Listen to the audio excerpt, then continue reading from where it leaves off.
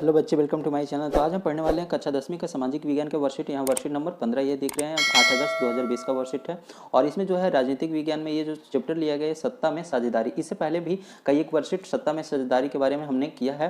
तो चलिए यहाँ पर फिर से पढ़ते हैं, एक और उसी से आगे बढ़ाया गया है। तो यहाँ पर देख रहे हैं कुछ बीच में ये दिया गया है और उसमें लास्ट में यहाँ देख रहे हैं 4 क्वेश्चन है, एक एक करके हर एक क्वेश्चन को आंसर करेंगे। सबसे पहले हम इसको समझ लेते हैं, ठीक है। यहाँ पर देखिए, तो गाइज इससे पहले आपको बता देते हैं कि अभी तक मेरे चैनल को सब्सक्राइब नहीं किए तो मेरे चैनल को सब्सक्राइब कर लें, साथ साथ में बेल आइकन को भी दबा लें जिससे मेरे चैनल को आप तक पहुंच सके।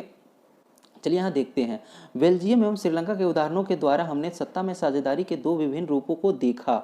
बेल्जियम ने संविधान संशोधन के माध्यम से विभिन्न समुदायों को सत्ता में साझेदारी बताया ताकि वहां होने वाली आपसी टकराव को रोका जा सके। यानी बेल्जियम में क्या किया था, आपसी टकराव से बचने के लिए लोगों में सत्ता की बंटवारा किया था। लेकिन वहीं श्रीलंका ने 1956 में कानून द्वारा बहुसंख्यकवाद को बढ़ावा दिया, जिसके कारण वहां तमिल बेगानापन महसूस करने लगे और वहां गृह युद्ध छिड़ गया, ठीक है। इसीलिए सत्ता में साझेदारी आवश्यक है। सत्ता की साझेदारी के पक्ष में निम्नलिखित दिए गए तर्क दिए जा सकते हैं। तो यहाँ पर देखिए दिया गया है, यहाँ पर टेबल में बताया गया है। तो टेबल में देखिए लिखा हुआ है सत्ता में साझेदारी की आवश्यकता। पहला तो इसका है युक्तिपरक तर्क और दूसरा नैतिक। युक्तिपरक मतलब ये जो है एक तरह से हमारा युक्तिपरक मतलब एक यहाँ पर देखिए पढ़ते हैं तो समझते हैं। विभिन्न सामाजिक समूहों के माध्यम आपसी टकराव को कम करती है। युक्तिपरक में जो होता है विभिन्न सामाजिक समूहों के मध्य आपसी टकराव को क्या करता है, कम करती है, ठीक है। दूसरा यहाँ पर देखिए राजनीतिक व्यवस्था को अस्थायित्व प्रदान करती है। जो राजनीतिक पार्टियां या राजनीतिक व्यवस्था होती है उसको अस्थायित्व प्रदान करने का काम करती है। यहाँ पर नैतिक तर्क में अगर जो देखें तो नैतिक तर्क में सत्ता में साझेदारी लोकतंत्र की आत्मा है। नैतिक तर्क में जो एक तरह से सत्ता में साझेदारी बांटना सत्ता का विकेंद्रीकृत करना, ये लोकतंत्र का क्या कहलाता है, आत्मा कहलाता है, ठीक है। यहाँ पर दिया है दूसरा पॉइंट, यहाँ सरकार को वैधता प्रदान करती है। एक तरह से नैतिक रूप में ये जो व्यवस्था है सरकार को वैधता प्रदान करती है। यहाँ पर देखिए एक टेबल में बताया गया सत्ता में साझेदारी की स्वरूप। अब इसका स्वरूप कैसा होता है, तो यहाँ पर पहला पॉइंट देखिए सत्ता का ऊर्ध्वाधर वितरण। ऊर्ध्वाधर वितरण कहने का मतलब होता है कि ऊपर से नीचे, एक तरह से इस तरह से सबसे पहले ऊपर में टॉप होगा, फिर नीचे राज्य या जो भी छोटे छोटे जो बटे रहेंगे फिर और छोटे छोटे में बांटे जाएंगे। तो इस तरह से बटे रहते हैं तो उसको बोलते हैं, जैसे यहाँ पर देख रहे हैं सत्ता का ऊर्ध्वाधर वितरण केंद्र सरकार, राज्य सरकार और स्थानीय सरकार। जैसे में भारत में देख रहे हैं केंद्र सरकार सेंट्रल सरकार और राज्य सरकार अलग अलग राज्य और स्थानीय सरकार पंचायत और नगर पालिका के रूप में, ठीक है। तो यहाँ पर देखें दूसरा दिया गया है सत्ता का क्षैतिज वितरण। क्षैतिज वितरण में दिया गया विधायिका, कार्यपालिका, न्यायपालिका। तो ये क्षैतिज वितरण का मतलब होता है कि कोई भी ऊंचा और नीचा पद यहाँ नहीं है।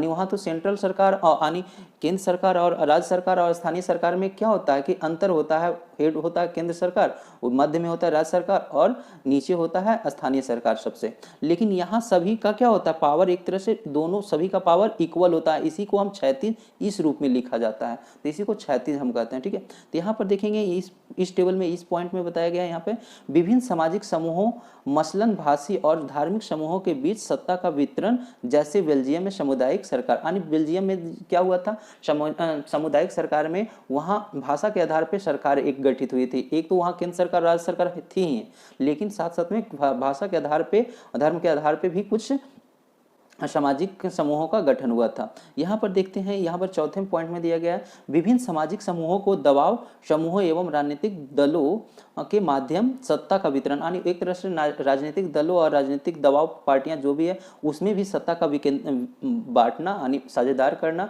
ये सत्ता का विकेंद्रीकरण स्वरूप कहलाता है, ठीक है। तो चलिए अब क्वेश्चन है यहाँ। तो यहाँ पहला क्वेश्चन देख रहे हैं, पहला क्वेश्चन दिया गया है सत्ता में साझेदारी का महत्व बताइए। तो यहाँ पर उसका उत्तर है किसी भी देश के समाज में शांति और सौहार्द बनाए रखने के लिए सत्ता का साझेदारी जरूरी है। इससे विभिन्न सामाजिक समूहों के बीच में टकराव को कम करने में मदद मिलती है। चूंकि सामाजिक टकराव आगे चलकर अक्सर हिंसा और राजनीतिक अस्थिरता का रूप ले लेता है, इसीलिए सत्ता में हिस्सा दे देना राजनीतिक व्यवस्था के अस्थायित्व के लिए अच्छा है। तभी सत्ता की साझेदारी लोकतंत्र की आत्मा कहलाती है, ठीक है। चलिए अब दूसरे क्वेश्चन में देखते हैं। तो दूसरे क्वेश्चन में यहाँ पर है दूसरा क्वेश्चन यहाँ है, सत्ता की ऊर्ध्वाधर वितरण की व्याख्या करिए, यानी इसका ऊर्ध्वाधर वितरण की व्याख्या अभी अभी पढ़े हैं। तो यहाँ पर उसका उत्तर देख रहे हैं, जब सरकार के बीच विभिन्न स्तरों पर सत्ता का बंटवारा हो, जैसे पूरे देश के लिए समान सरकार, जिसे हम केंद्र सरकार मतलब संघ सरकार और केंद्र सरकार कहते हैं, और प्रांतीय या क्षेत्रीय स्तर पर अलग अलग सरकारें में बटी होती है, यानी बड़ी नहीं है, बटी होगा, ठीक है, बटी होती है।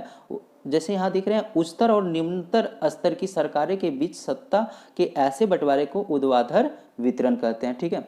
चलिए यहाँ पर तीसरे क्वेश्चन में देखते हैं। तीसरे क्वेश्चन में क्या है, सत्ता के क्षैतिज वितरण का व्याख्या करिए। क्षैतिज वितरण के भी अभी किए थे। तो यहाँ पर देखिए, शासन के विभिन्न अंग जैसे विधायिका, कार्यपालिका, न्यायपालिका के बीच सत्ता का बंटवारा रहता है, इसे हम सत्ता का क्षैतिज वितरण कहते हैं। यहाँ पर देखिए आगे है, कहते हैं इसमें सरकार के विभिन्न अंग एक ही स्तर पर रहकर अपनी अपनी शक्ति का उपयोग करते हैं। ऐसे बंटवारे से यह सुनिश्चित हो जाता है कि कोई भी एक अंग सत्ता का असीमित उपयोग नहीं कर सकता। हर अंग एक दूसरे पर अंकुश रखता है। इससे विभिन्न अंगों के बीच सत्ता का संतुलन बना रहता है, ठीक है।